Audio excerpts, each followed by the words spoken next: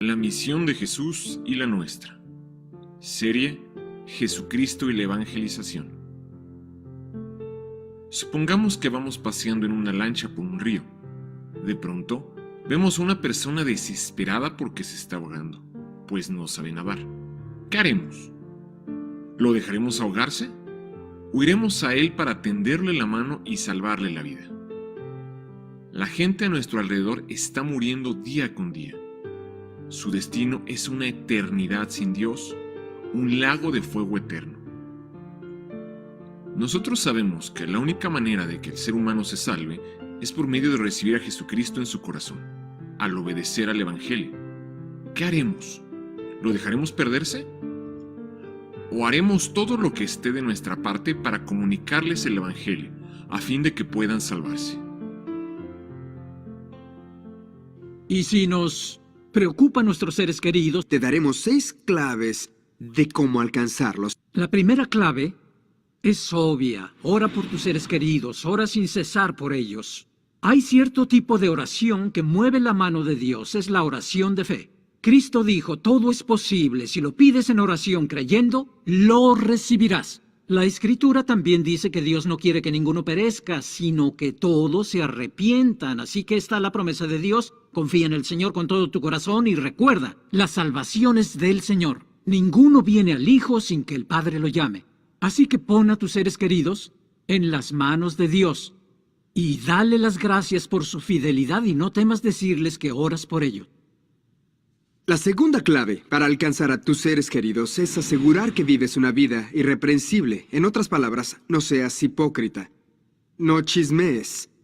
Ten cuidado con las películas que ves, las revistas que acostumbras leer, las series de televisión con las que te ríes.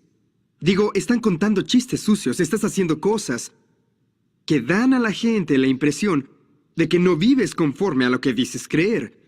Un famoso predicador, Charles Spurgeon, dijo una vez que si en casa estás viviendo como un hipócrita, dijo, antes de hablar de parte de Dios, debes salir a 2 millas de tu ciudad, y luego, cuando estés a 2 millas y abras la boca para hablar, no debes decir nada. Lo peor que podemos hacer es ser hipócritas. Si queremos alcanzar a nuestros seres queridos, debemos vivir una vida íntegra y que sea irreprensible. Clave número 3. Esta es algo difícil. Pero si nos interesan nuestros seres queridos, debemos hablar con ellos con claridad y sinceridad de su salvación al menos una vez. ¿Cómo harás esto? ¿Vas a preguntarle a la abuela, ¿has sentido codicia, has mentido o robado? Eso es demasiado directo. Hay que manejarlo como testimonio hablando en primera persona. Di, abuela, yo entiendo que cuando muera tendré que comparecer ante Dios el día del juicio y seré juzgado conforme a los 10 mandamientos. Y sé que he mentido, robado, y a los ojos de Dios soy ladrón y mentiroso. Y Jesús dijo que si miro con codicia, cometo adulterio en mi corazón. Abuela, seré culpable ese día. ¿Qué me dices de ti? Recuerda exaltar la cruz, predicar el arrepentimiento y la fe. Y el mejor momento para hablar con la gente es cuando estás sola. Busca las situaciones, cuando estén solos para poder hablarles de su salvación. Recuerdo la primera vez que Ray y su esposa vinieron a casa para cenar. Y estaba muy agradecido porque Ray se dio el tiempo para testificarle a mi padre y compartir su fe con él. E incluso terminó orando con mi padre. También tuve la oportunidad en una ocasión de almorzar con Ray, su madre y su hermano, y durante el almuerzo tuve la oportunidad de compartir mi testimonio con ellos. Y hasta les pregunté acerca de su fe. Yo agradezco lo que Ray hizo por mí, al igual que él agradece que yo también pude hablar con sus familiares. Tal vez tengas un amigo cristiano con quien puedas llegar a un mutuo acuerdo. Tú testificas a mis seres queridos y yo lo hago con los seres que tú quieres. Y eso provee la oportunidad de compartir el Evangelio y evitar algunas de las tensiones y obstáculos que se presentan al compartir con los miembros de tu familia. Esa es clave 4. Celebrar un acuerdo con un amigo de compartir el Evangelio con los seres queridos uno del otro. Clave número 5. Abunda en buenas obras. A tu familia no le interesan tus sermones. Quieren ver tu fe por tus obras. Porque esta es la voluntad de Dios, que haciendo bien, hagáis callar la ignorancia de los hombres insensatos. Por muchos años tuve mi negocio. Yo era muy valiente con mi fe. Mi testimonio era muy obvio. Por ese tiempo, varios de mis amigos murieron por sobredosis de drogas. Y saqué un folleto llamado Mis amigos están muriendo. Advertía a los jóvenes sobre las drogas y los educaba. Eso atrajo atención nacional. Mi vecino peluquero me llamó un día y me dijo, ven acá, Ray, quiero decirte algo interesante. Dijo que cuando las personas entraban a cortarse el cabello se sentaban y decían, ¡ah, qué fanático es el vecino! No lo decían solo porque estaban indignados, pero dijo, desde que sacaste ese folleto, vienen y se sientan y dicen, hace un buen trabajo ese joven de al lado. ¿Qué es lo que pasaba? Porque esta es la voluntad de Dios, que haciendo bien hagáis callar la ignorancia de los hombres insensatos. Y lo mismo ocurre con tu familia. Abunda en buenas obras, haz algunas buenas obras que sean obvias. Jesús dijo, así brille vuestra luz delante de los hombres para que vean vuestras buenas obras y glorifiquen a vuestro Padre que está en el cielo. Haz cosas prácticas. Cómprale flores a tu madre cuando no sea su cumpleaños ni Navidad. Compra regalos para la gente, pero abunda en buenas obras para que puedan ver tu fe por tus obras. Y la sexta clave para alcanzar a tus seres queridos. Busca primero el reino de Dios. En otras palabras, demuestra que eres fiel a Dios y Él te recompensará. Estudia la palabra de Dios. Léela fielmente todos los días. Aprende a compartir tu fe sencilla y eficazmente, como lo hizo Jesús. Usa los mandamientos para mostrarle a las personas cómo han pecado contra Dios y por qué necesitan un Salvador. Y si te resulta difícil hacerlo cara a cara con alguien a quien amas, mándale un correo electrónico o escríbele una carta, pero haz algo. A veces eso es mejor que decirlo cara a cara porque pueden tomar el tiempo para leerlo y meditar lo que estás diciendo. Además, no presiones a alguien a tomar una decisión. Recuerda que la salvación es del Señor. No quieres manipular una decisión porque pudieran hacerlo solo para hacerte sentir bien. Confía en el Señor. Comparte fielmente tu fe, incluso con los seres queridos de otros. Comparte con la madre de otro cristiano o su padre, hermano o hermana. Tal vez Dios envíe a algún otro cristiano a la vida de tus seres queridos para compartirles el Evangelio. Busca primero el reino de Dios y su justicia. Esperamos que estos 6 principios o claves para alcanzar a un ser querido les ayuden. Nuestro deseo y oración es que puedas llevar a tus hijos a Cristo. Recuerda, es importante que sigas fiel al Señor, que confíes en Dios, las salvaciones del Señor, y quizá alguien diga, eso es genial, pero llegó demasiado tarde para mí, el daño ya está hecho, ya hubo ruptura de la relación, y ya no me quieren escuchar, creen que soy un religioso raro. Bueno, podría existir la posibilidad de que debas disculparte con ellos. ¿Has tenido una actitud farisaica? ¿Has hecho el papel de hipócrita para que no quieran escuchar lo que tienes que decir? Si ese es el caso, pide disculpas y pide comenzar de nuevo con ellos. Si has sido fiel, entiende que la salvación está en manos del Señor. Confía en Él. Quiero concluir con este testimonio. Mi padre dijo por años que era creyente y sabíamos que no lo era. Toda la familia sabía que su fe no era auténtica. Pero a los 80 sufrió un infarto grave, y tuvo 2 semanas antes de morir. Y en esas 2 semanas, Dios le dio tiempo para hacer las paces con él y fue salvo. Nació de nuevo en esas 2 semanas. Y la gente me dice, lamento la muerte de tu padre, y les digo, está bien, no fue nada serio. Y no lo digo con ligereza. Es verdad, cuando un cristiano muere, no es nada serio. La muerte ha perdido su aguijón, la tumba ha perdido su victoria. Sé que voy a verlo de nuevo. Dios es fiel a su promesa. Confía en Dios con todo tu corazón por la salvación de aquellos que amas. En esta lección veremos lo que hizo Jesús y lo que debemos hacer nosotros al respecto. Comencemos con lo que dijo Jesús en Hechos, capítulo 1, versículo 8. Pero recibirán poder cuando el Espíritu Santo descienda sobre ustedes. Y serán mis testigos, y le hablarán a la gente acerca de mí en todas partes, en Jerusalén, por toda Judea, en Samaria y hasta los lugares más lejanos de la tierra.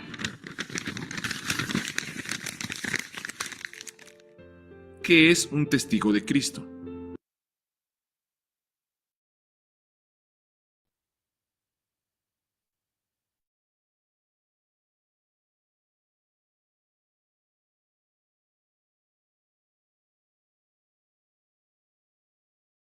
Ok, ¿qué es un testigo de Cristo?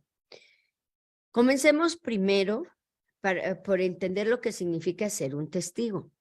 La palabra testigo aparece 98 veces en toda la Biblia, 41 veces en el Nuevo Testamento y 7 veces en los Evangelios.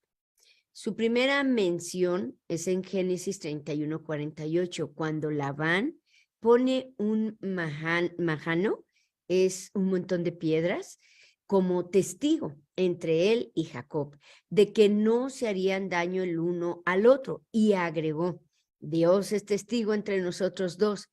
Testigo sea este majano y testigo sea esta señal.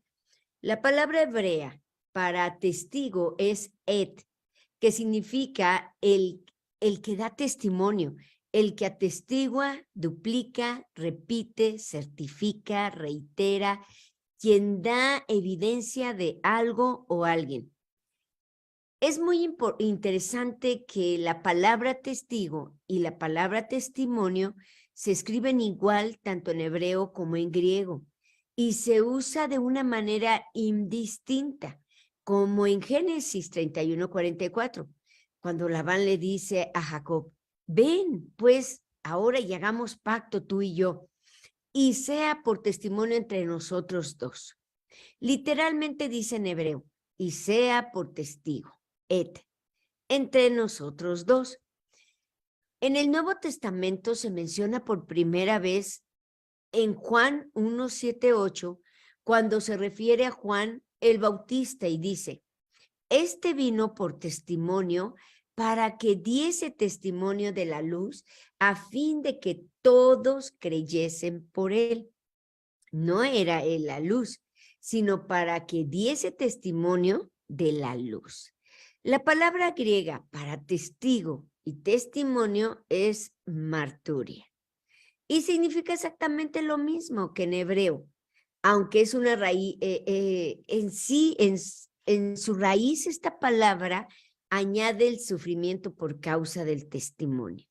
Y de ahí proviene la palabra mártir, que significa persona que padece sufrimientos, injusticias, privaciones o hasta la muerte por alguien o por algo, por defender y aferrarse a lo que ha visto y cree.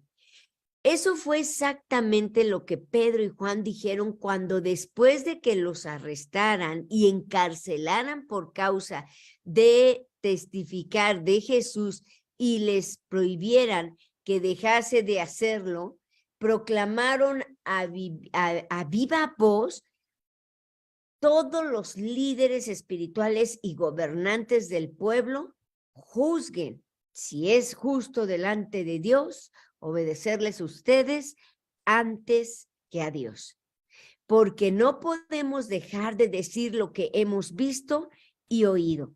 Y eso es exactamente lo que significa ser un testigo de Cristo.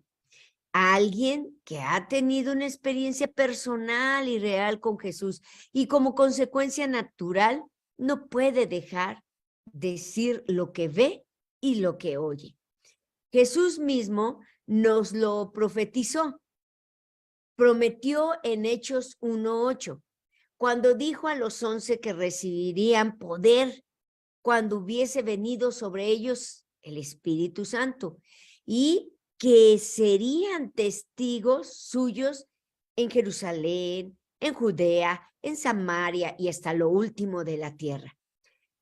Es de suprema importancia saber que el Espíritu Santo ya estaba dentro de cada uno de los 11 discípulos, pues unas semanas antes Jesús había soplado sobre ellos y les había dicho: reciban el Espíritu Santo.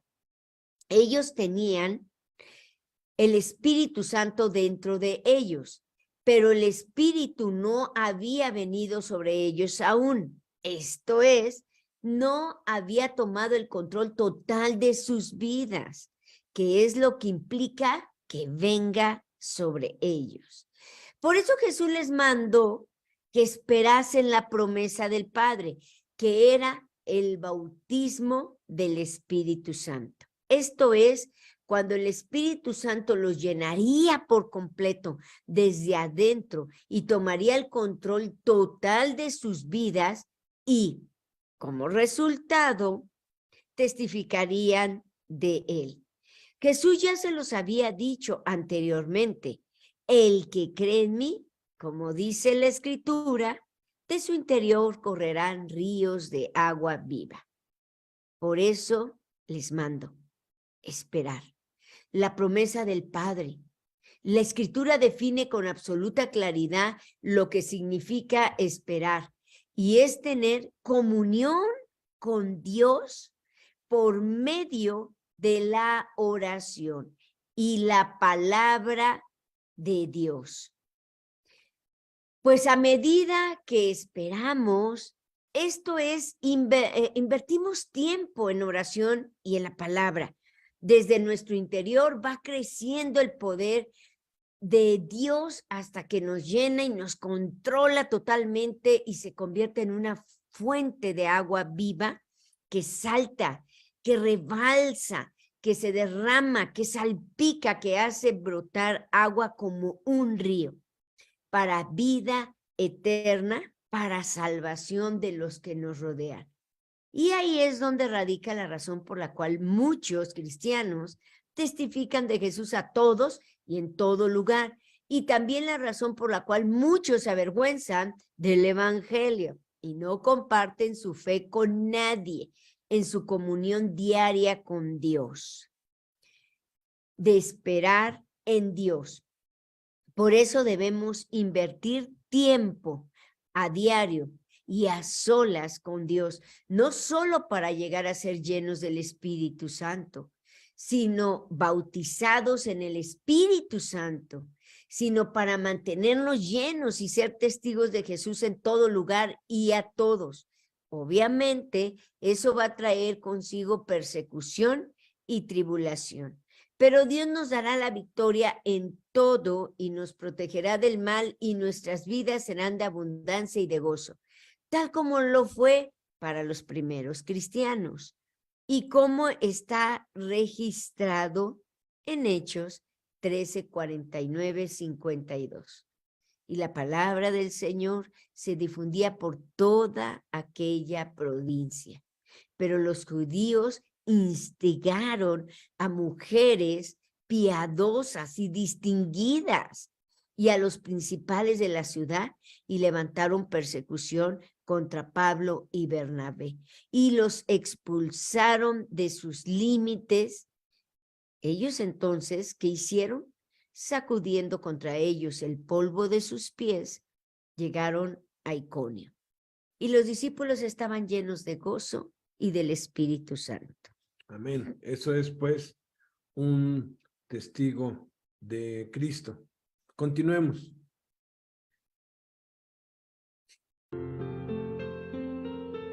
Un testigo de Cristo es aquel que le comunica a los demás su experiencia con Cristo, lo que ha visto, oído y vivido. Del idioma original, la raíz de testigo es mártir. Un testigo también es aquel que está dispuesto a sufrir las consecuencias por causa del mensaje que comunica. ¿Qué mensaje debe comunicar el testigo?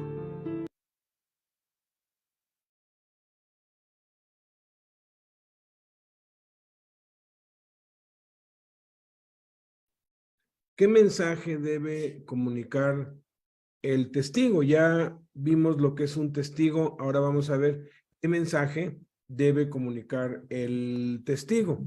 La respuesta correcta a esta pregunta es muy importante, debido a que desde el inicio de la iglesia, hace más de 2000 años, Satanás y sus demonios siempre han atacado e intentado desvirtuar y torcer la palabra de Dios, tal como hizo desde el principio con la mujer y con el mismo Jesús y también con la iglesia. Recuerden cómo Dios le había dicho a Adán: de todo árbol del huerto podrás comer, mas del árbol de la ciencia del bien y del mal no comerás, porque el día que de él comieres ciertamente morirás.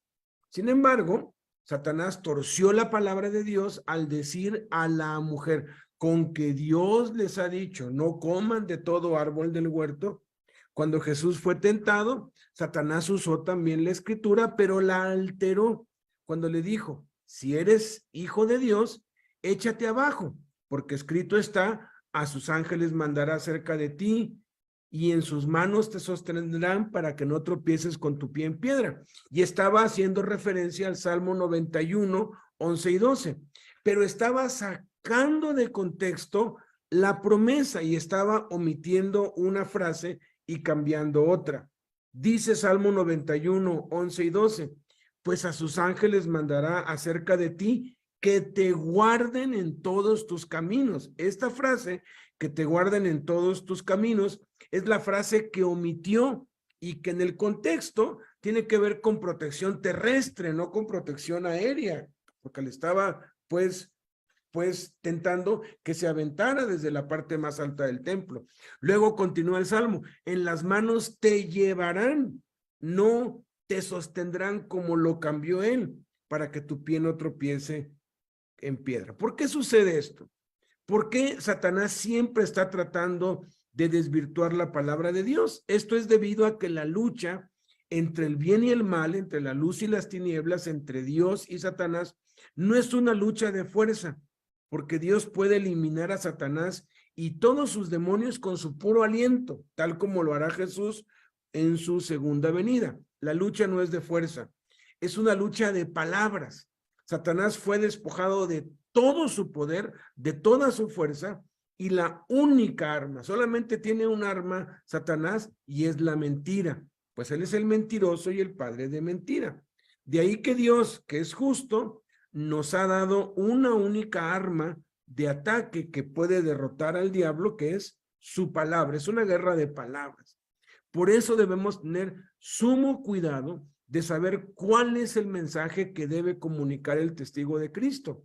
Pues al inicio de la iglesia, Satanás lanzó su ataque utilizando la misma estrategia y desafortunadamente engañó a muchos creyentes, razón por la cual el Espíritu Santo inspiró al apóstol Pablo a escribir a las iglesias de Galacia la primera carta de todo el Nuevo Testamento para contrarrestar el engaño y prevenir a todos los creyentes en todo el mundo y en todas las edades, llegando hasta hoy, acerca de la necesidad de comunicar y de recibir el mensaje correcto. Fíjense, en el principio, en Gálatas 1, del 6 al 9, dice Pablo, estoy maravillado de que tan pronto se hayan alejado del que los llamó por la gracia de Cristo para seguir un evangelio diferente. No que haya otro, dijo Pablo, sino que hay algunos que los perturban y quieren pervertir el evangelio de Cristo. Y luego añade, mas si aún nosotros o un ángel del cielo les anunciare otro evangelio diferente del que les hemos anunciado, sea anatema.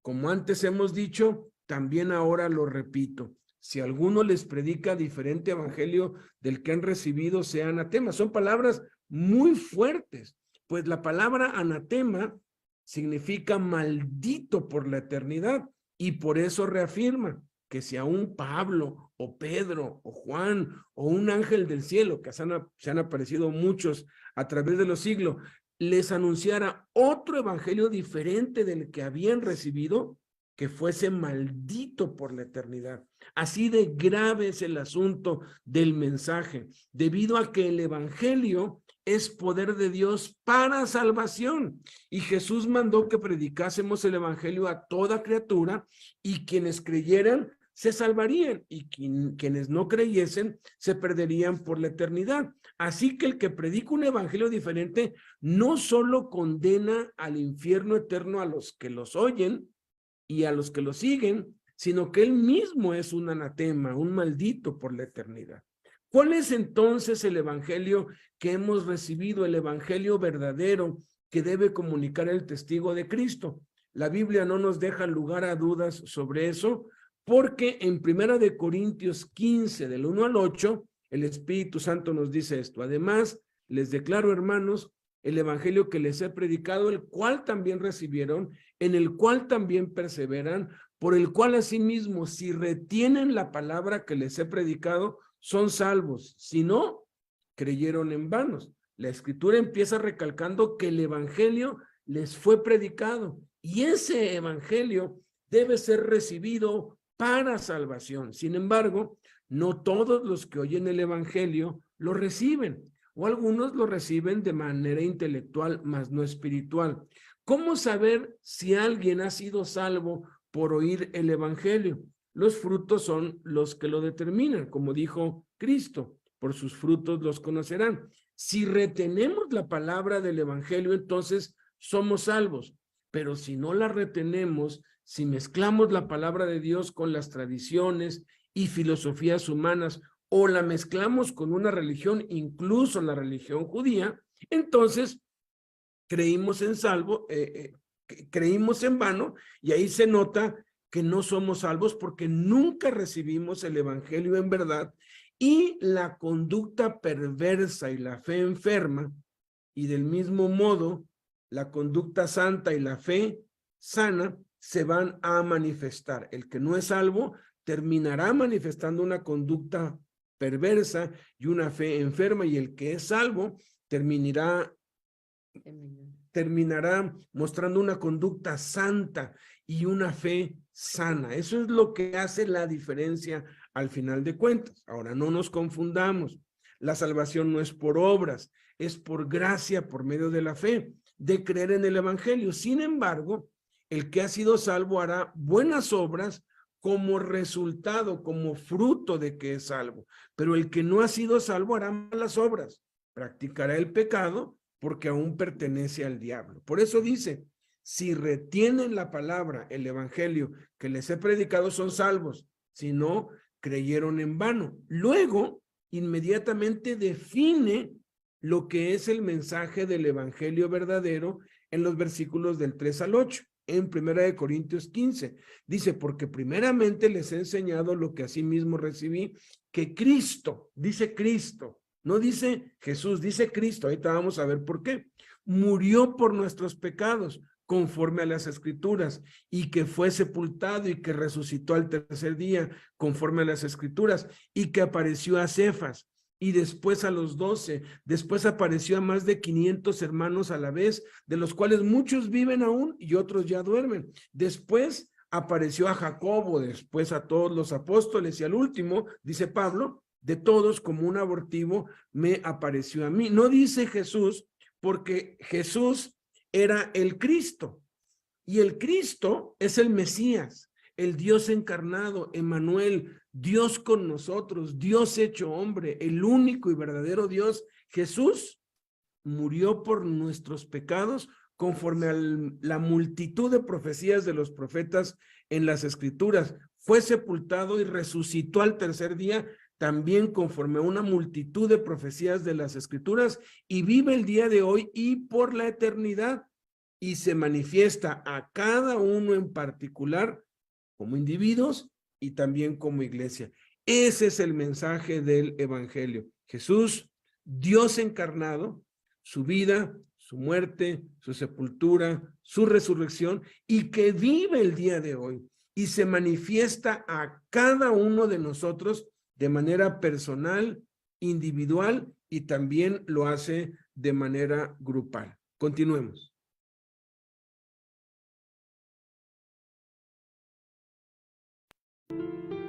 El mensaje es el Evangelio, o las buenas noticias acerca de su Señor y Salvador Jesucristo, tal como está escrito en 1 Corintios 15, del 1 al 4.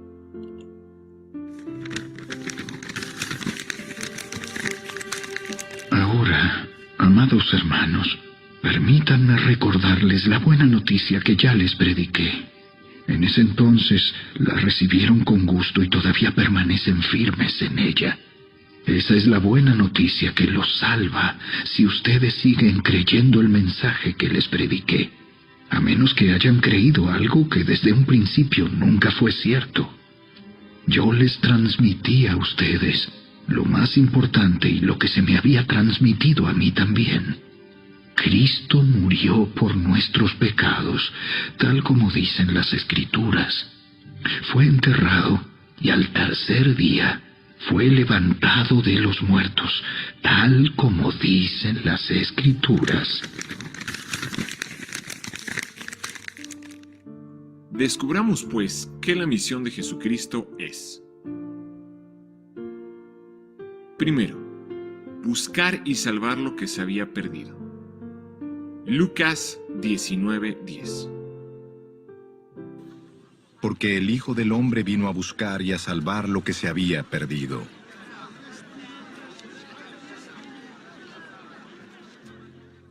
Jesús nos buscó para salvarnos, no para castigarnos, sino para perdonar nuestros pecados y regalarnos la salvación.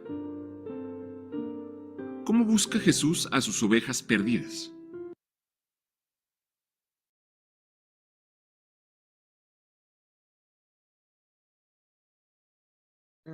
Permítame. ¿Ya? Ok, la siguiente pregunta que vamos a ver es, ¿cómo busca Jesús a sus ovejas perdidas? ¿Alguna vez te has preguntado qué haría Jesús en el siglo XXI si hubiera nacido en esta época hace 30 años? Espérenme, es que Beto me marea. Ay, no es cierto. Hace 30 años. Miren, en el caso hipotético de que pudiese haber sido así, la respuesta es mucho más que clara. Jesús predicaría y enseñaría exactamente lo que hizo. Y predicó y enseñó hace 2000 años, ni más ni menos. Pero no hace falta añorar esa posibilidad, porque Jesús vive y desde que resucitó hace más de 2000 años, Él ha seguido haciendo, predicando y enseñando exactamente lo mismo que hizo. Predicó y enseñó, y desde entonces, por medio de todos los que creen en su nombre y lo reciben en su corazón.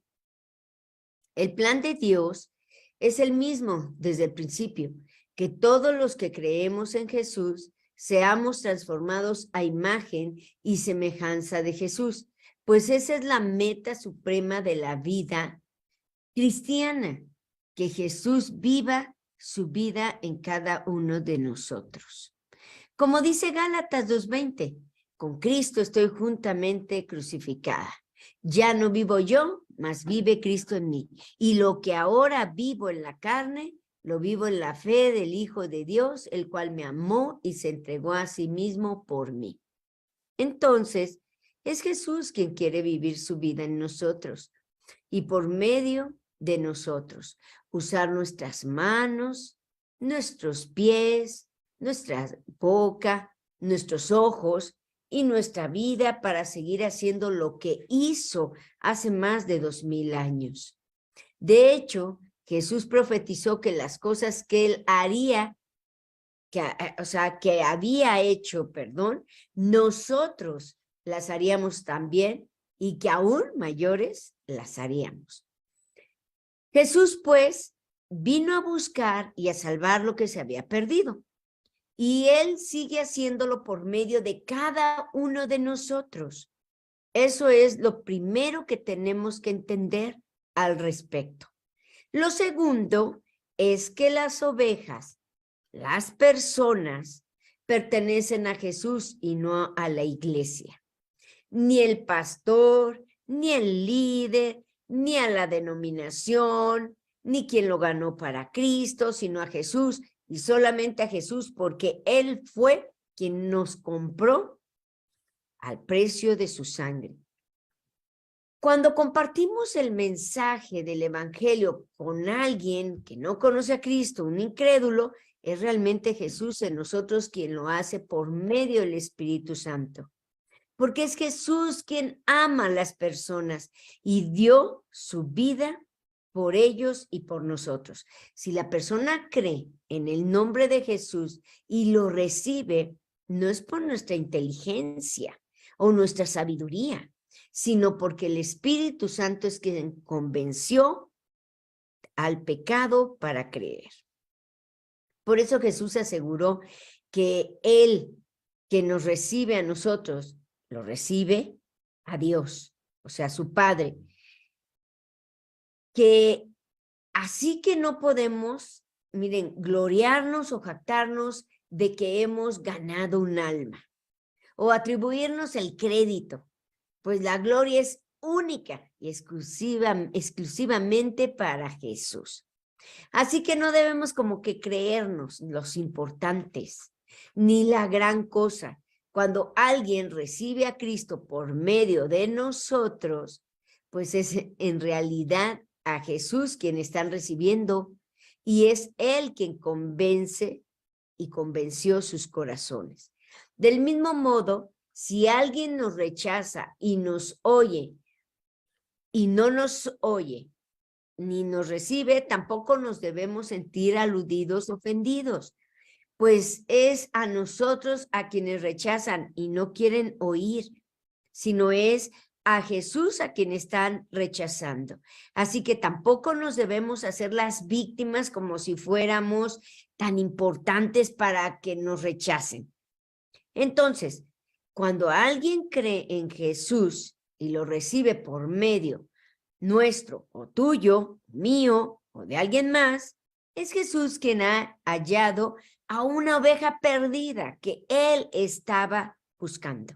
Y tenemos que apacentar ese cordero, esa oveja recién nacida, para que crezca en la gracia y el conocimiento de Jesús, a fin de que se convierta en oveja a ser discipulado para entonces ser enviado a buscar más ovejitas, más ovejas perdidas.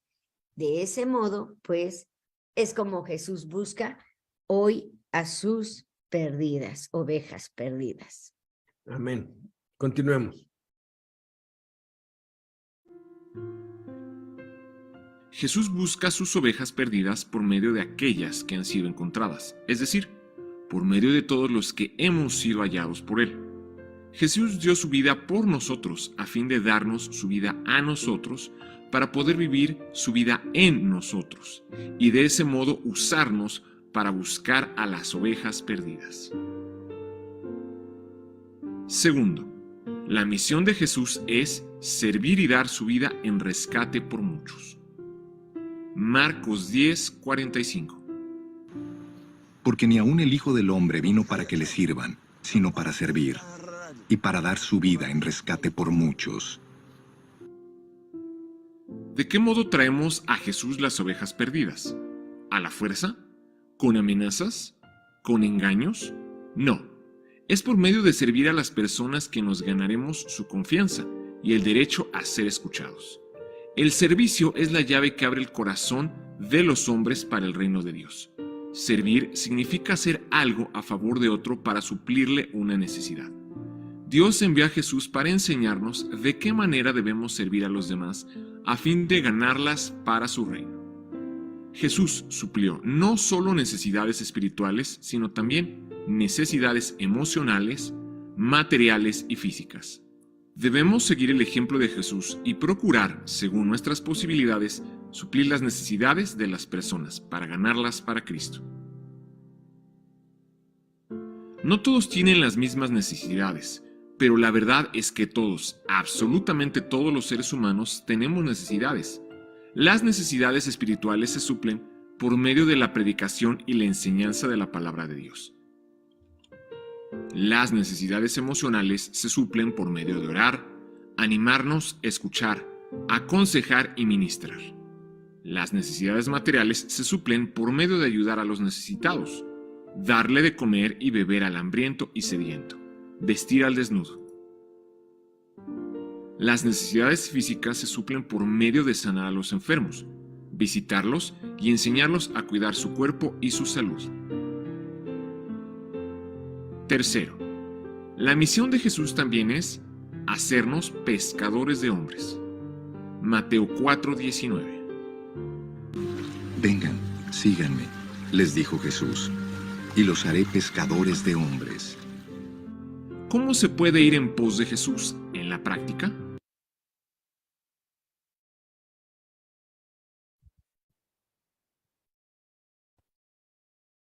¿Cómo se puede ir en pos de Jesús en la práctica? Jesús mandó, lo acabamos de ver, vengan en pos de mí. Y prometió que si obedecíamos, si venimos en pos de él, dice, los haré pescadores de hombres. Esto significa que ganar almas para Cristo, esto es, evangelizar y comunicar nuestra fe de una manera efectiva, de tal manera que esas personas a quienes les testificamos de Cristo crean en Jesús, reciban a Cristo y se agreguen a la comunión de la iglesia en casa, no se aprende en un curso, ni en una escuela o instituto o seminario bíblico, ni siquiera en la iglesia, ni siquiera con este curso.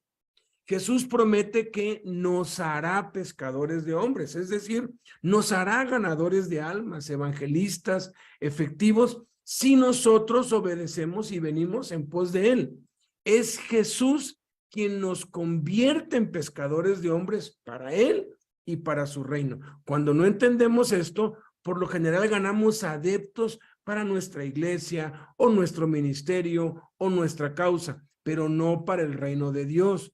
Por eso Pablo aclaraba siempre que él era un enviado no de hombres ni por hombre, sino por Jesucristo y por Dios el Padre, que lo resucitó de los muertos. Entonces, si convertirnos en comunicadores efectivos del evangelio, en pescadores de hombres, no depende ni de nuestra inteligencia, ni de nuestra creatividad, ni conocimientos o sabiduría humana, es de suprema importancia entender qué significa ir en pos de Jesús para ponerlo en práctica. Y a su tiempo, y conforme a los planes y propósitos de Dios, Jesús nos convierta en personas que sabemos compartir nuestra fe de una manera efectiva con los demás para llevarlos a los pies de Cristo, a la salvación. Y a partir de allí, apacentarlos e ir edificándolos en su fe para que se integren a la comunión de la iglesia en casa, por medio del bautismo en agua, que sean discipulados para que aprendan a llevar su cruz y practicar los hábitos del discípulo, para entonces descubrir su llamado y sus dones y su misión en el mundo para ser enviados a repetir el proceso con otros. ¿Cómo venimos en pos de Jesús?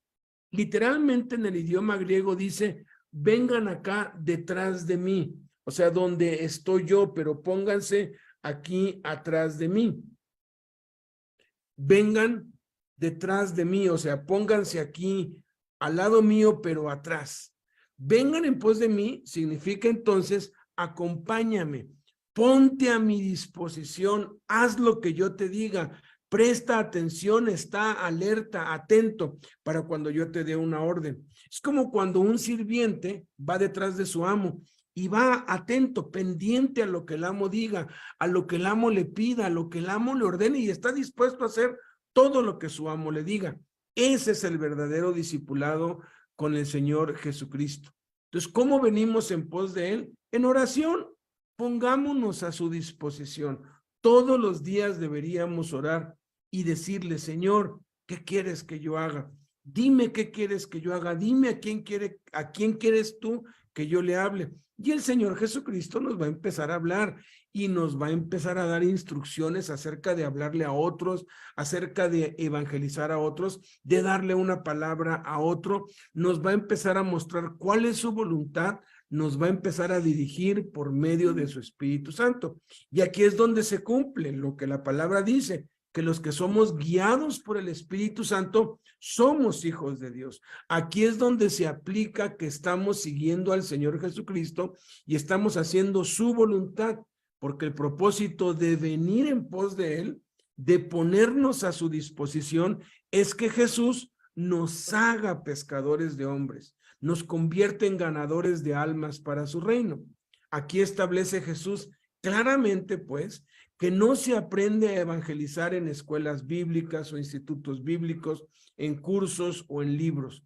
La única manera de aprender a evangelizar es viniendo en pos de Él, poniéndonos a su disposición como una decisión personal, una misión personal, porque hemos venido a Jesucristo y estamos creyendo y confesando su palabra, como decía Pablo, mi evangelio, apropiarnos de esto de una manera personal. Entonces, todos los días yo quiero desafiarnos a cada uno, que todos los días cuando oramos, de rodillas le entreguemos a Dios nuestro día, le consagremos nuestro día, le digamos algo así como: Señor, aquí estoy para servirte. Si quieres, dile: heme aquí, como los profetas o como Ananías: heme aquí.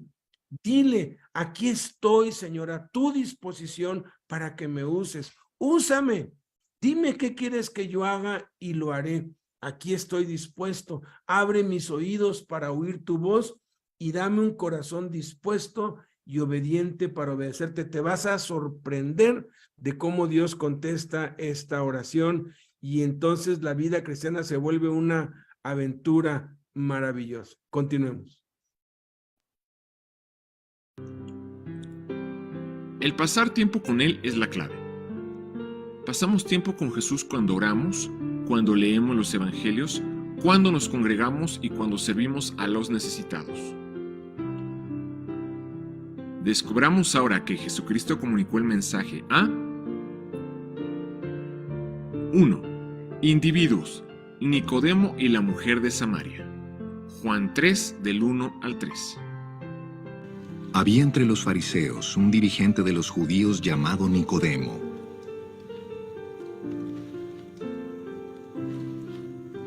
Este fue de noche a visitar a Jesús. Rabí, le dijo, sabemos que eres un maestro que ha venido de parte de Dios, porque nadie podría hacer las señales que tú haces si Dios no estuviera con él. De veras te aseguro que quien no nazca de nuevo no puede ver el reino de Dios, dijo Jesús. La más grande de las revelaciones, el amor de Dios para el hombre, Juan 3:16, Jesús se la dio a un individuo. Jesús compartió con una persona lo que hoy los evangelistas predican a multitudes. La prioridad de Dios son las personas, cada una, y aunque sea en multitud, lo que le importa a Dios es el individuo.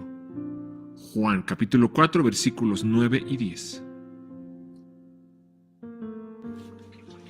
Pero como los judíos no usan nada en común con los samaritanos, la mujer le respondió: ¿cómo se te ocurre pedirme agua si tú eres judío y yo soy samaritana? Si supieras lo que Dios puede dar y conocieras al que te está pidiendo agua, contestó Jesús, tú le habrías pedido a él y él te habría dado agua que da vida. Jesús compartió con una sola persona otra de las más grandes revelaciones: Dios es espíritu. Además, se reveló a ella como el Mesías, el Cristo. ¿El resultado? Toda una comunidad fue alcanzada por una sola persona. 2. Jesús también comunicó el mensaje a grupos: fariseos, saduceos y escribas. Mateo capítulo 16 versículos 1 y 2 y capítulo 9 versículos 3 y 4. Los fariseos y los saduceos se acercaron a Jesús, y para ponerlo a prueba le pidieron que les mostrara una señal del cielo. Él les contestó: al atardecer ustedes dicen que hará buen tiempo porque el cielo está rojizo. Algunos de los maestros de la ley murmuraron entre ellos: este hombre blasfema.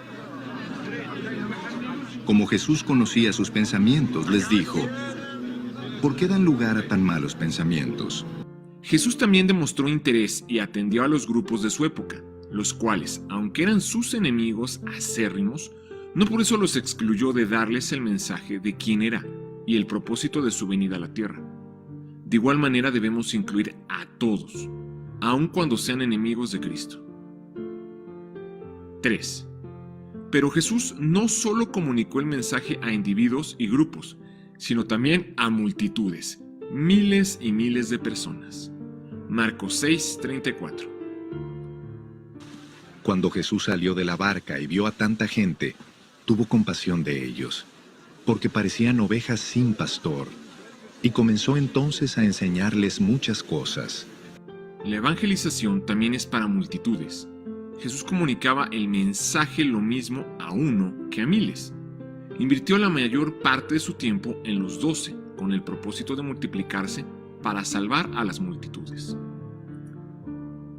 Ya que Jesús es nuestro ejemplo a seguir, veamos lo que Jesús definió como nuestra misión. Primero, predicar el Evangelio por todo el mundo. Marcos 16:15. Les dijo: vayan por todo el mundo y anuncien las buenas nuevas a toda criatura. El que crea y sea bautizado será salvo, pero el que no crea será condenado. Segundo, nuestra misión también consiste en hacer discípulos a todas las naciones. Mateo 28:19. Por tanto, vayan y hagan discípulos de todas las naciones, bautizándolos en el nombre del Padre, y del Hijo, y del Espíritu Santo. Tercero, nuestra misión también incluye el ser embajadores de Cristo. Segunda de Corintios 5:20.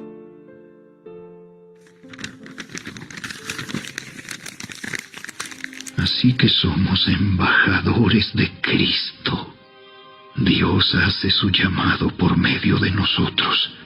Hablamos en nombre de Cristo cuando les rogamos: vuelvan a Dios.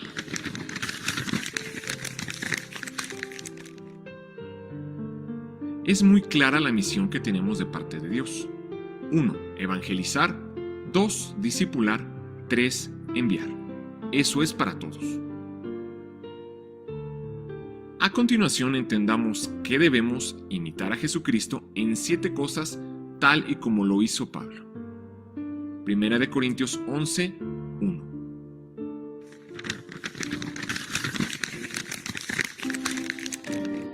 Y ustedes deberían imitarme a mí, así como yo imito a Cristo.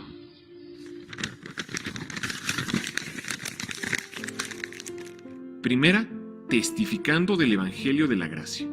Hechos 20:24.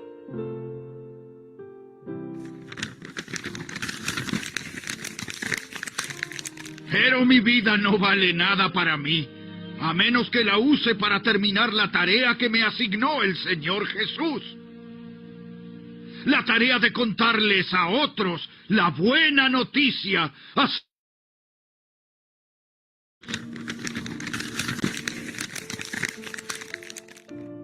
El Evangelio tiene 2 caras. La primera es la gracia, y es para los perdidos, y ofrece perdón y salvación gratuitos. La segunda es el Evangelio del Reino, en la cual los creyentes son llamados a negarse a sí mismos, tomar su cruz y seguir a Cristo.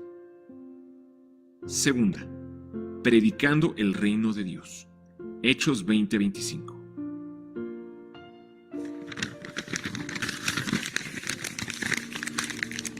Y ahora sé que ninguno de ustedes, a quienes les he predicado del reino, volverá a verme.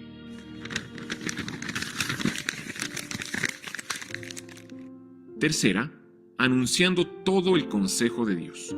Hechos 20:27.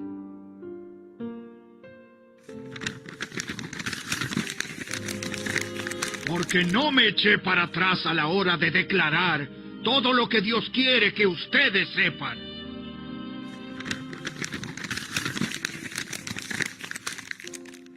Cuarta, amonestando con lágrimas a cada uno.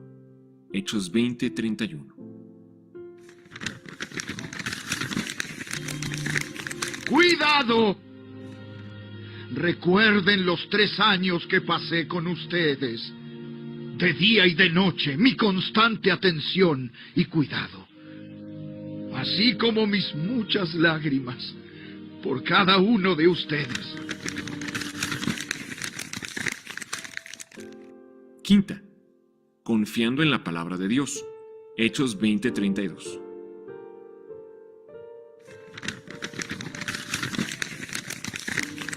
Y ahora los encomiendo a Dios y al mensaje de su gracia, que tiene poder para edificarlos y darles una herencia junto con todos los que Él ha consagrado para sí mismo.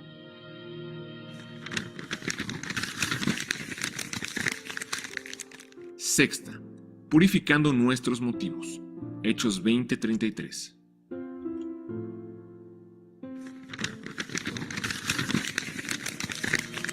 Yo nunca he codiciado la plata, ni el oro, ni la ropa de nadie.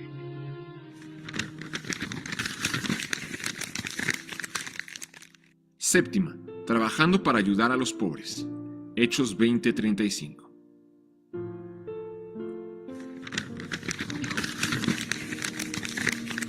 Y he sido un ejemplo constante de cómo pueden ayudar con trabajo y esfuerzo a los que están en necesidad.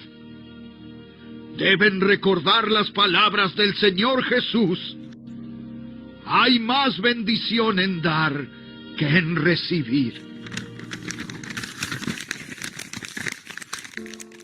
Ubiquémonos en el proceso de la misión que nos ha sido encomendada y no perdamos más tiempo, dinero y talentos, porque nadie más la puede hacer sino nosotros. Y aunque hallaremos la oposición de la carne, el mundo y el diablo, debemos saber que no estamos solos, pues el Espíritu Santo es nuestro ayudador.